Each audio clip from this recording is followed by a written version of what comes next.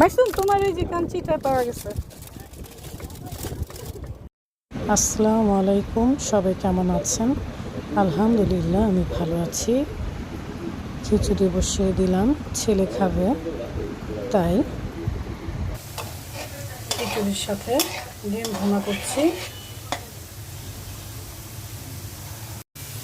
আর French fry ভেজে দিচ্ছি। চিংড়ি মাছ ভুনা করে নিলাম। চিংড়ি মাছ খেতে আমার ভালোই লাগে।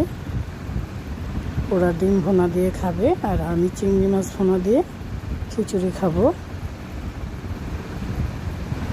গরম গরম খিচুড়ির সাথে চিংড়ি মাছ ভুনা খেতে কিন্তু দারুণ লাগে।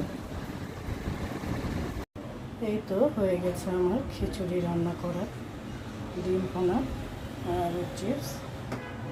গরম গরম খেতে কিন্তু দারুণ লাগবে। খাওয়া দাওয়া শেষ করে রেডি হয়ে নিলাম, বাইরে যাব। ঘুরতে বের হয়ে গেলাম আমরা তিনজন মিলে। অনেক দিন আগে গিয়েছিলাম, কিন্তু পরিস্থিতির কারণে ভিডিওটা পোস্ট করা হয়নি। 300 ফিট আমার খুব পছন্দের একটি জায়গা। যখনই মন চায় তখনই চলে যাই ছুটে 300 ফিটে।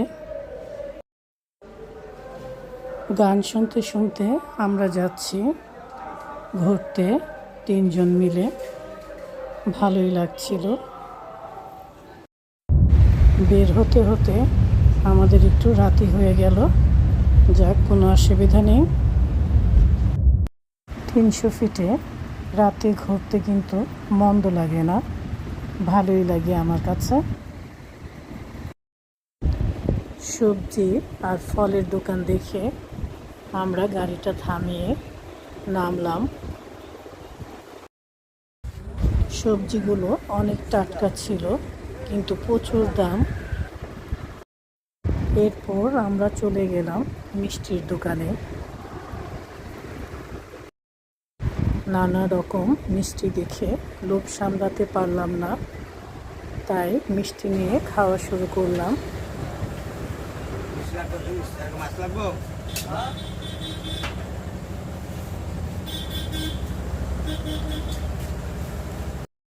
মিষ্টির দোকানের পাশেই ছিল দেশীয় ফলের দোকান। অনেক দিন পরে ডেওয়া ফল দেখলাম। আমরা এখানে সবসময় আসি, কিন্তু আজকের রাতটা কেমন জানি একটা নীরব, লোকজন তেমন নেই। নদীর ধারে একটা রেস্টুরেন্টে বসে লাল চায়ের অর্ডার দিলাম। চা খাওয়া শেষ করে আমরা বের হয়ে গেলাম। চা খাওয়ার বিল মিটিয়ে আমরা বের হয়ে গেলাম। মুড়ি ভর্তা খাবো, তাই গাড়ি থেকে নেমে পড়লাম আমি আর আমার ছেলে। আমার ছেলে খাবে আইসক্রিম। এখানে ওর প্রিয় আইসক্রিম কাঞ্চি পাওয়া গেল।